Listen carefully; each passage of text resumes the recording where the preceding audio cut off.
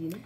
هلا انتوا سامعيني؟ ممتاز. صباحو ايناسو، هلا خلينا نعرف الناس انت مين ايناس. وشو بتعملي، وبنعرف انك انت موسيقيه.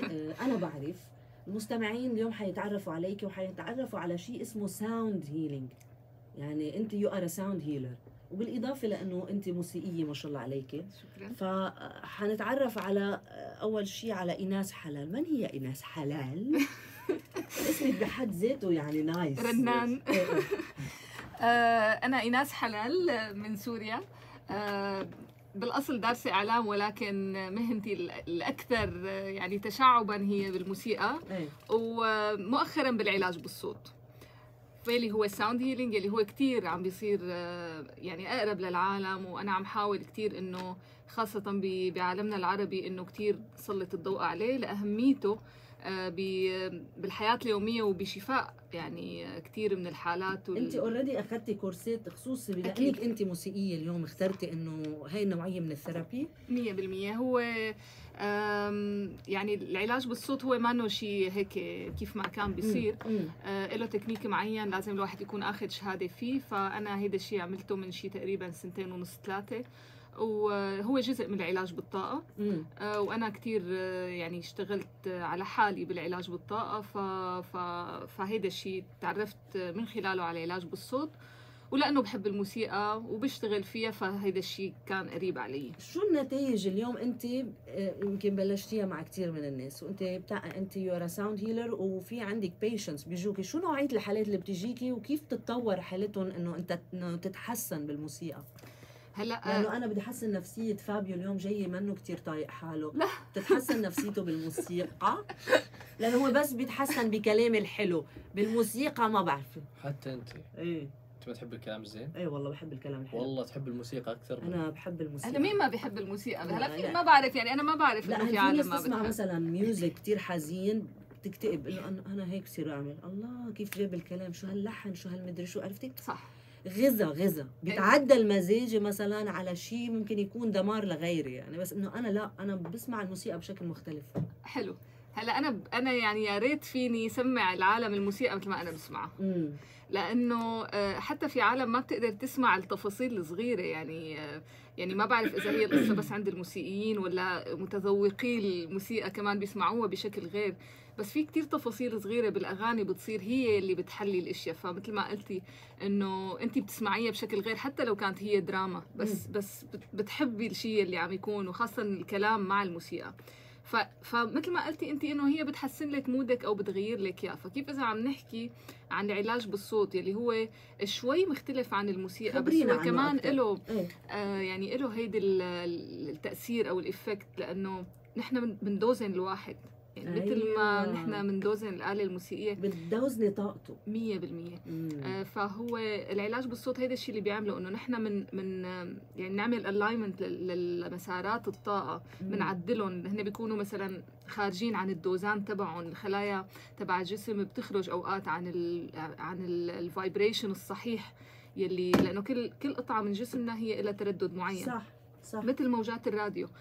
فهي مع التوتر ومشاكل الحياة اللي بتصير والعجقة وكل هدول الاشياء، يعني مثل اي شيء بنعصب نهار، بنكون مناح نهار، بس وقت اللي هي بتكون يعني خارجة عن الدوزان تبعها فبيزيد التعصيب، بيزيد المرض، بتزيد كل هدول الاشياء، بيصير مناعة الجسم بتقل.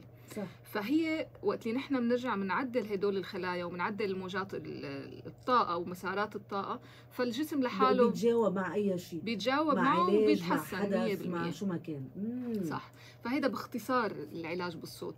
هلا من الحالات اللي الاكثر شيء اللي بتيجي مثلا اللي كثير عندهم قله نوم، توتر كثير، بيعملوا مثلا بانيك اتاكس، او مثلا فجاه بيصير عندهم تعصيب، او في كثير اشياء ما بيكونوا عم يتقبلوها، او مثلا كان عندهم تراuma من حوادث صايره معهم، مثلا بريك اب، او مثلا مشكله بالشغل، او مثلا لا سمح الله يعني توفى حدا قريب منهم بشكل او باخر، في مشكله كبيره بتكون صايره. فهذا الشيء بيساعدهم. الحلو بالعلاج بالصوت يلي هو مثل كل شيء حلو بالعلاج بالطاقه، انه هو يعني اكثر شيء مميز فيه انه هو الدايركت افكت تبعه اللي بيصير بسرعه، دغري يعني بيصير تحسن 100%، يعني بيصير دغري بوقت الجلسه، بقلب الجلسه، وبيصير بعدها ب3 ساعات وبيضل الافكت. يعني بس هو حلاوته انه يعني اذا فينا نسميه المريض او الشخص المتلقي للعلاج هو ما بده يعمل شيء.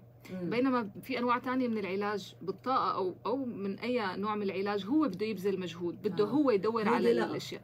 هيدا هو بس عم يسمع واغلب الوقت ممكن ينام بقلب الجلسه. بينما في جلسات من انواع تانية من العلاج بالطاقه بده هو يدور ويفكر ويحلل ويتضايق وينصدم بالاشياء اللي عم بتصير. صح. هون الصدمه بتصير بدون ما يحل. الافكت عليها. اشتغلتي على حدا مريض قبل؟ اكيد، ما هن يعني كل مريض عنده مشكله جسديه، يعني عنده مثلا جراحه، كان عنده كانسر، عنده حاله مرضيه غير نفسيه يعني. هلا اكيد هلا هو كله بيرجع للكور نفسي 100%. هلا هو العلاج بالصوت بيستخدموه كثير حتى لمرضى السرطان وقت اللي بيتلقوا العلاج الكيماوي مشان جسمهم يتقبلوا. مثلا قبل ما يفوتوا على الجلسه بيعملوا جلسه علاج بالصوت، او بعد ما يخلصوا جلسه الكيموثيرابي. كثير شاركتي فيها كمان. ايه، لحتى كثير يعني يريحوا هيك، لانه العلاج بالصوت يعني وقت هو بيعدل مسارات الطاقه بيصير الانسان اكثر تقبل يعني لكل شيء عم بيصير حواليه. وفيه كثير ريلاكسيشن كبيره، فحتى اللي عندهم وجع بالعضلات بالظهر، للي عندهم مثلا وجع بالعظم كتير يعني. كان ساعات حتى عملت جلسات لعالم من عمر كتير كبير. يعني مرة عملت جلسة لشخص بإسبانيا كان شايل معدته. اوكي. وكتير حالته يعني متقدمة، يعني هو عنده كانسر وشايل معدته وكتير كبير بالعمر، يمكن عمره شي 93 سنة. كتير ارتاح على الجلسة وكتير حب الإفكت وهيك. بيفرق من شخص لشخص جلساتهم. انت بتقولي دايركت، يعني اليوم انت شاركتي يمكن باحد المستشفيات اليوم لتعملي هيدا النوع من الساوند هيلينج للناس اللي عم تاخذ كيماوي. كيف كانت ردة فعل؟